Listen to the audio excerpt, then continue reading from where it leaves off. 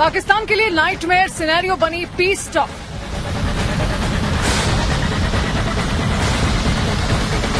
कूटनीतिक अगुवाई पाकिस्तान के काम नहीं आई। अमेरिका ईरान को राजी करने में नाकाम रहा पाकिस्तान।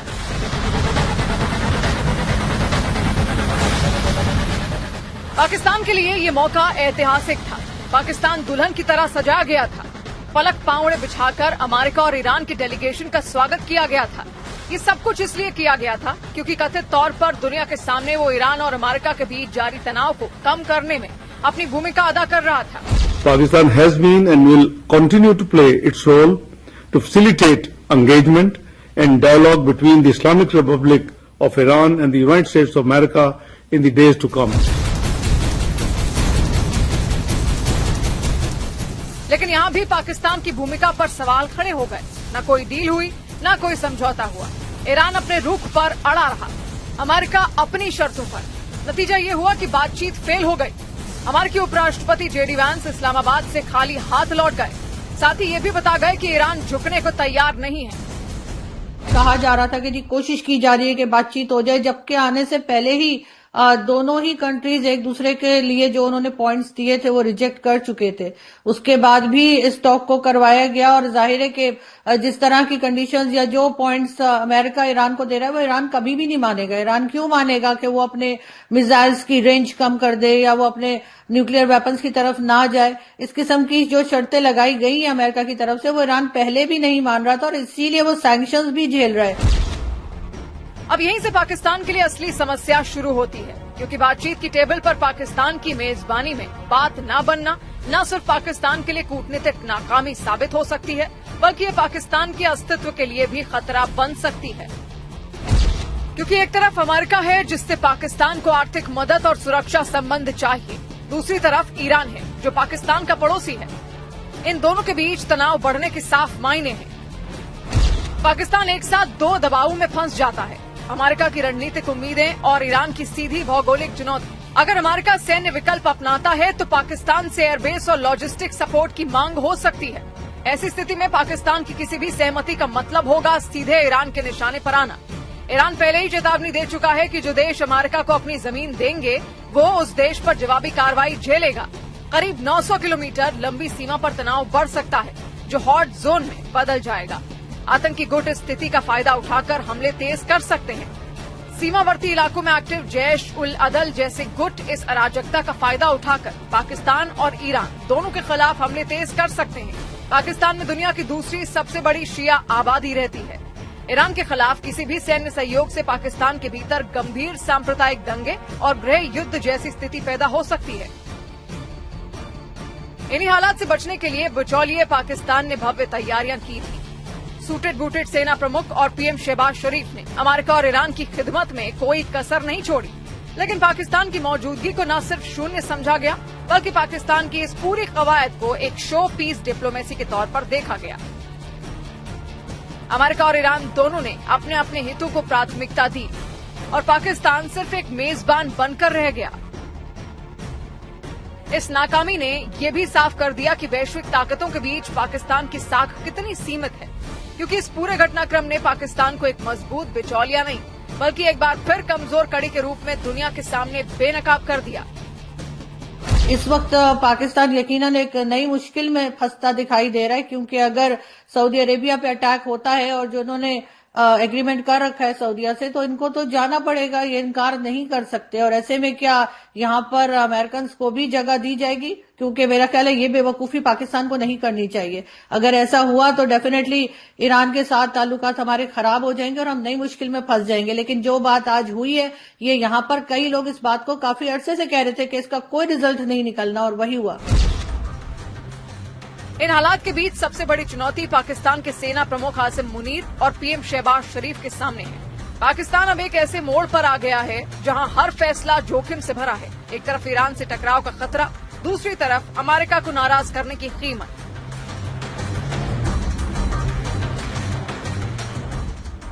हालात करो या मरो जैसे बन चुके हैं, क्योंकि अगर पाकिस्तान अमेरिका का साथ देता है तो ईरान से सीधी दुश्मनी तय है, और अगर दूरी बनाता है तो अमेरिका से रिश्ते और आर्थिक सहारा खतरे में पड़ सकता है। ऊपर से अरब के साथ स्ट्रैटेजिक डिफेंस एग्रीमेंट ने नई टेंशन खड़ी कर दी है। रिपोर्ट्स के मुताबिक पाकिस्तानी फाइटर जेट्स और सैनिक सऊदी भेजे जा चुके हैं। यानी अगर क्षेत्र में जंग भड़कती है तो पाकिस्तान सिर्फ दर्शक नहीं रहेगा, बल्कि एक मोहरा बनकर सीधे मैदान में उतर सकता है।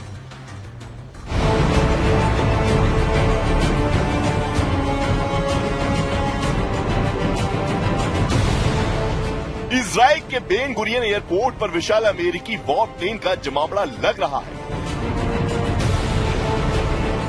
इस्लामाबाद के पीस पॉइंट से शांति की प्रस्तावना लिखने वाले पोस्टर हटाए जा रहे हैं। हालांकि सुरक्षा व्यवस्था अभी भी हाई अलर्ट पर बनी हुई है। संवेदनशील इलाकों में अतिरिक्त फोर्स तैनात कर दी गई है। एयरबेस और बॉर्डर क्षेत्रों की निगरानी तेज कर दी गई है। किसी भी अप्रत्याशित स्थिति से निपटने के लिए पाकिस्तान अलर्ट मोड पर है। खुद अमेरिका के राष्ट्रपति डोनाल्ड ट्रंप मियामी में UFC फाइट का मजा ले रहे थे। ठीक उस वक्त जब ईरान और अमेरिका के बीच इस्लामाबाद में चल रही बातचीत बेनतीजा खत्म हुई। इस दौरान ट्रंप के साथ विदेश मंत्री मार्को रूबियो भी मौजूद थे।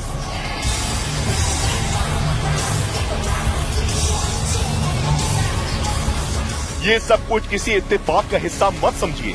ये ईरान में उस परमाणु कार्यक्रम का असर है जिसे लेकर अमेरिका और इजराइल लगातार सख्त रुख अपनाए हुए हैं।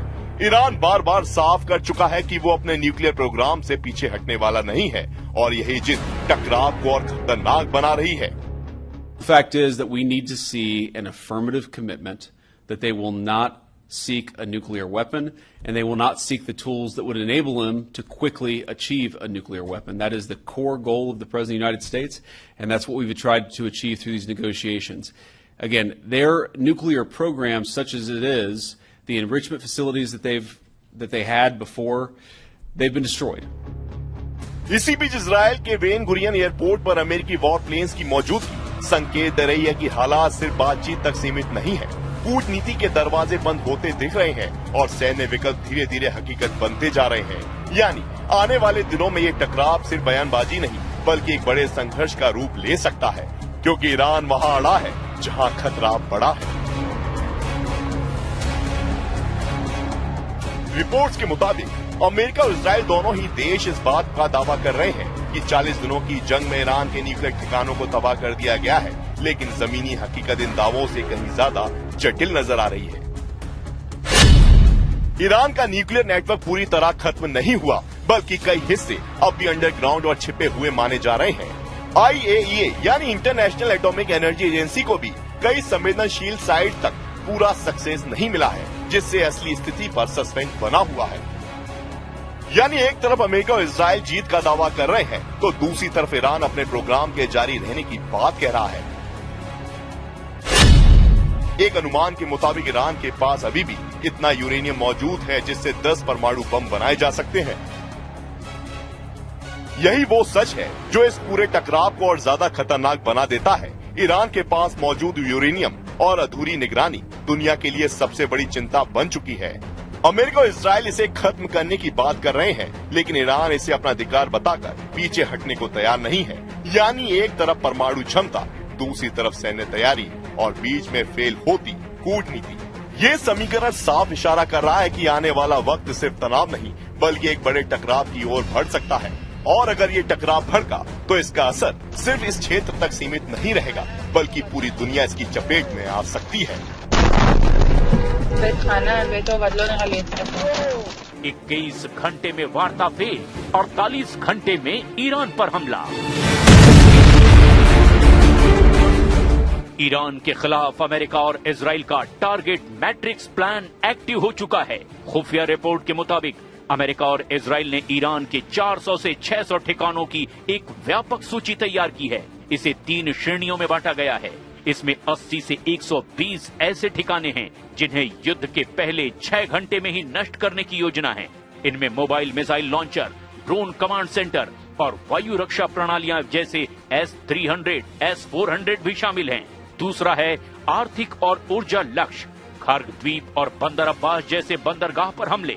रिपोर्ट के मुताबिक इजराइल का मानना है कि ईरान की तेल अर्थव्यवस्था को ठप करने से ही उसकी युद्ध क्षमता खत्म होगी, नतांज और फोर्डो जैसे भूमिगत ठिकाने। हालांकि ये बहुत गहरे हैं, लेकिन इजराइल बंकर बस्टर बमों के साथ कम से कम 15 से 20 प्रमुख परमाणु केंद्रों पर हमले की फिराक में है। इधर दूसरी तरफ ईरानी खुफिया विंग कुद्स फोर्स की रिपोर्ट के संकेत मिलते हैं कि वो केवल बचाव ही नहीं करेंगे बल्कि हमला भी करेंगे। हॉर्मुज में ईरान ने पानी के भीतर चलने वाले आत्मघाती ड्रोन तैनात किए हुए हैं।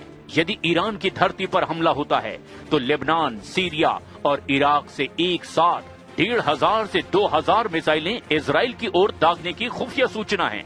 वहीं दूसरी तरफ ईरान ने और ज्यादा खूंखार हमले को लेकर के तैयारी पूरी कर ली है। रूस की S-400 और वर्बा मिसाइलें तैयार। रूस ने ईरान को S-400 एयर डिफेंस के महत्वपूर्ण घटक और 9K-333 वर्बा यानी कि बेहद आधुनिक कंधे पर रखकर चलाई जाने वाली मिसाइलें दी है।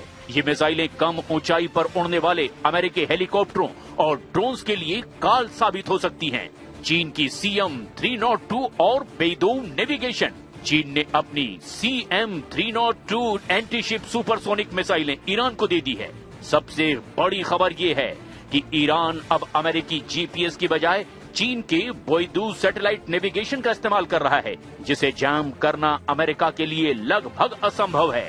रूसी सैटेलाइट डेटा अप्रैल 2026 के ताजा इनपुट्स बताते हैं कि रूसी सैटेलाइट्स ने इजराइल के 55 ऊर्जा ठिकानों और मिडिल ईस्ट में मौजूद 46 अमेरिकी सैन्य ठिकानों जैसे सऊदी अरब में प्रिंस सुल्तान एयरबेस की लाइव तस्वीरें और लोकेशन ईरान को दी हैं। ट्रंप ने न्यूयॉर्क पोस्ट को दिए इंटरव्यू में कहा कि वो अगले 24 घंटे में ये तय करेंगे कि इन हथियारों का बटन दबेगा या नहीं।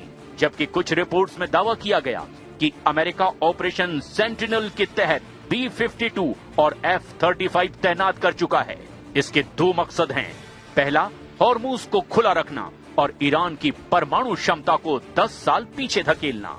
खुफिया रिपोर्ट इशारा कर रही हैं कि वास्तविक मिसाइल हमले से 1-2 घंटे पहले ही ईरान के पूरे बिजली ग्रिड और संचार तंत्र को ठप करने के लिए एक बड़ा साइबर हमला, ओलंपिक गेम्स जैसे का उन्नत संस्करण लॉन्च किया जा रहा है। खुफिया विश्लेषकों का मानना है कि खार्ग द्वीप पर हमला पूरी तरह विनाश की श्रेणी में हो सकता है, जिससे फारस की खाड़ी में तेल का रिसाव एक बड़ा पर्यावरणीय संकट भी पैदा कर देगा।